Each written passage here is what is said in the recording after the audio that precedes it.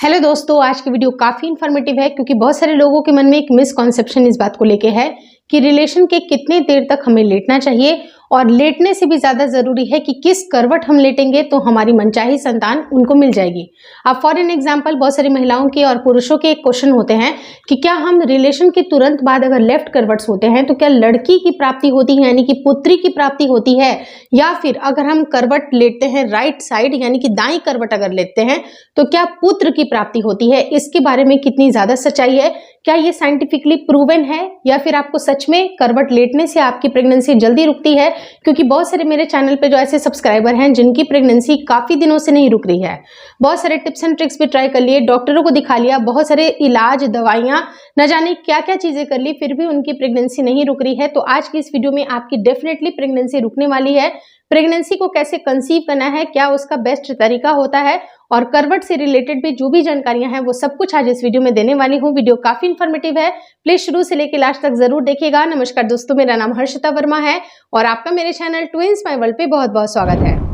आपकी pregnancy conceive करने के लिए सबसे इंपॉर्टेंट जो चीज होती है वो होती है महिला के शरीर में बन रहा अंडा, जो कि पूरी तरह से स्वस्थ होना चाहिए, जिसकी साइज 18 से 20 mm होनी चाहिए, जो कि बिल्कुल नेचुरली, जिनके हार्मोन बिल्कुल सही होते हैं, अंडे की क्वालिटी बेहतर होती है, जिनको अच्छे AMH की जो सिम्टम्स हैं या फिर किसी भी तरह के कोई भी हार्मोनल इश्यूज नहीं है, उन महिलाओं के अंडे की गुणवत्ता काफी अच्छी होती है।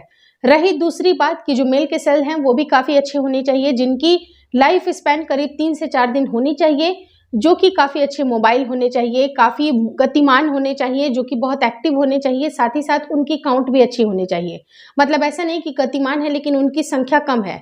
और कुछ ऐसे भी सेल्स होते हैं जो नंबर ऑफ सेल्स ज्यादा होते हैं लेकिन वो मोबाइल नहीं है, गतिमान ही नहीं है, तो वो भी फर्टिलाइजेशन के लिए रेडी नहीं होते हैं। तो ये दोनों कंडीशन मीट होना जरूरी है।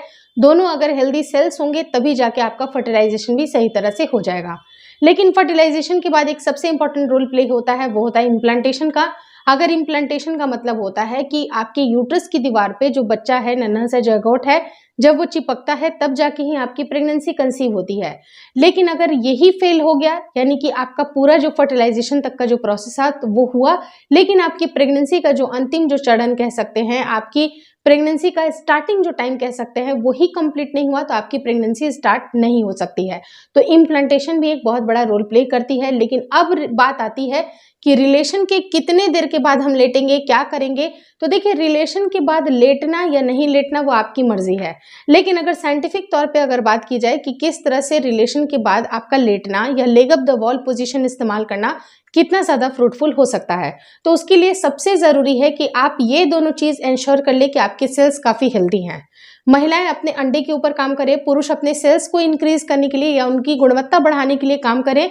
दूसरी चीज है, महिलाएं अपने ओव्यूलेशन को ट्रैक करें, किस दिन उनके शरीर से अंडा रिलीज होता है, क्योंकि जब तक अंडा अगर शरीर में नहीं आएगा, चाहे आप कितनी बार भी रिलेशनशिप प्लान कर लें, उससे आपकी प्रेगनेंसी नहीं रुकने वाली है। तो आपका अंडा प्रेजेंट होना जरूरी है और उस प्रेजेंट डे को, जिस टाइम पे आपका ओव्यूलेशन होता है, उस दिन आपके ओवरी से अंडा रिलीज होता है और वो करीब 1 दिन तक जीवित रहती है।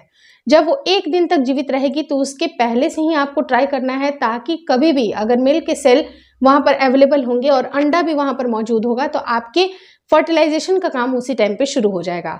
तो अब बारी आती है कि आप अपने ओव्यूलेशन को ट्रैक करेंगे और ओव्यूलेशन के 2 से 3 दिन पहले ही आपको ट्राई करना है। जैसे मैंने आपको बताया कि सेल्स की ऐसी खास बात होती है कि वो 3 से 4 दिन तक जीवित रहते हैं।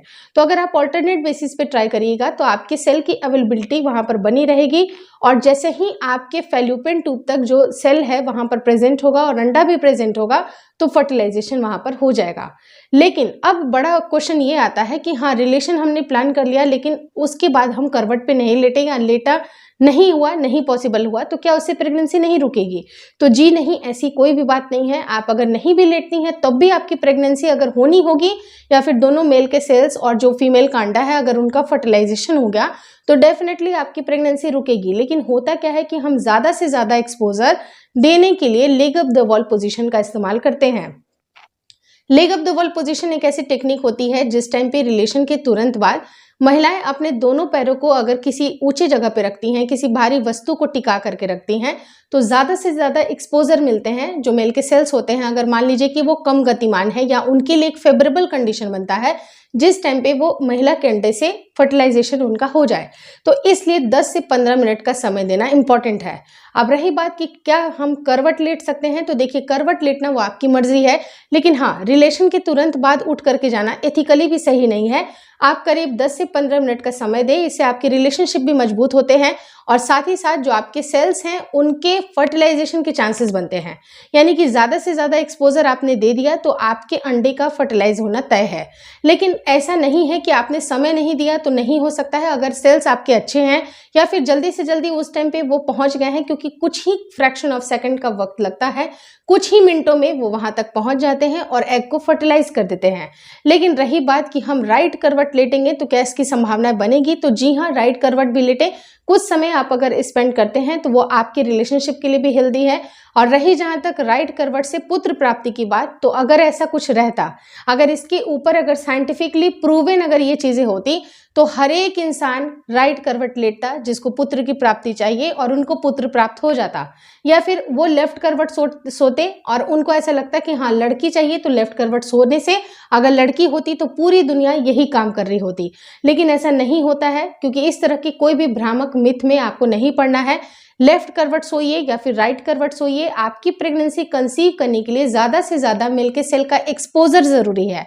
तो उस चीज़ के ऊपर आपको फोकस ज़रूर करना चाहिए कि आपका वहाँ पर थोड़ा टाइम स्पेंड करना ज़रूरी है। अगर आपके सेल हेल्दी हैं तो फर्टिलाइजेशन भी जल्दी से जल्दी हो जाएगा। लेकिन उसके पहले, सबसे पहले आप अपने मेंस्ट्रुएशन साइकिल के हिसाब से ओव्यूलेशन डे को चेक करेंगे और उसी हिसाब से आपको रिलेशन भी प्लान करना है। रिलेशन सिर्फ और सिर्फ रिलेशन प्लान करना ही आपकी प्रेगनेंसी के लिए ज़रूरी नहीं है। कैसे करना है, किस टाइम में आपको देना है, कितना टाइम स्पेंड करना है, हफ्ते में कितने बार रिलेशनशिप प्लान करना है, ये सब कुछ बहुत इंपॉर्टेंट होता है। उसके लिए एक ज़रूरी वीडियो की लिंक मैं इन डिस्क्रिप्शन पे ड्रॉप करूंगी, आप उसकी डिटेल नॉलेज ज़रूर देख लीजिएगा, ताकि आपके मन में जितने भी डाउट्स हैं रिलेशनशिप को लेके वो सब कुछ कंप्लीट हो जाएंगे और आपकी प्रेगनेंसी रुकने में ज़्यादा समय नहीं लगेगा। क्योंकि बहुत सारे ऐसे इग्नोरेंट पीपल होते हैं, उनको कुछ चीज़ें पता ही नहीं होती हैं। कई बार वो रिपोर्ट पे रिपोर्ट करा रहे हैं, टेस्ट करा रहे हैं, लेकिन जो बेसिक चीज़ है, जो कि छोटी छोटी सी गलतियां हैं, उसकी वजह से भी कई बार आपकी प्रेगनेंसी नहीं रुक पाती है। तो छोटी छोटी चीज़ों को, जो कि बहुत ही सिंप्लीफाइड फॉर्म में है, उनको पकड़ना स्टार्ट कर दें, आपकी बड़े से बड़े काम आपके होते जाएंगे। Hopefully this video helps you. Thank you so much for watching twins my world.